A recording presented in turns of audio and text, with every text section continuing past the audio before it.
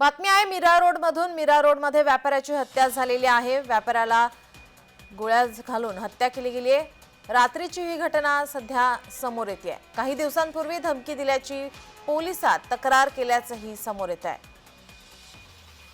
रात्री 10च्या सुमारास मोहम्मद अन्सारी याची हत्या झालेली आहे। आपले प्रतिनिधी चेतन किर्दत आपल्यासोबत फोन लाईन वरून जोडले। चेतन, काय अधिकची माहिती? नीलम, मीरा रोड मधील शांती शॉपिंग सेंटर जे अगदी मीरा रोड स्टेशनच्या लगत असलेलं आहे, त्या ठिकाणी रात्री 10 वाजता 35 वर्षीय व्यापारी मोहम्मद सरबेज अन्सारी यांचा गोळ्या झाडून हत्या करण्यात आलेली आहे। आणि आपण जर पाहिलं तर डोक्यात गोळी लागल्यानं खरं तर त्यांचा मृत्यू जो आहे तो झाला असल्याचं सांगितलं जात आहे।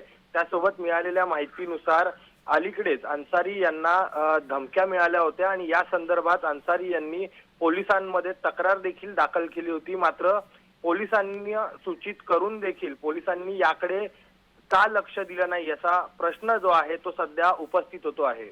नीलम, नेमकं ही हत्या करण्याचं कारण काय, त्या संदर्भात काय माहिती आहे?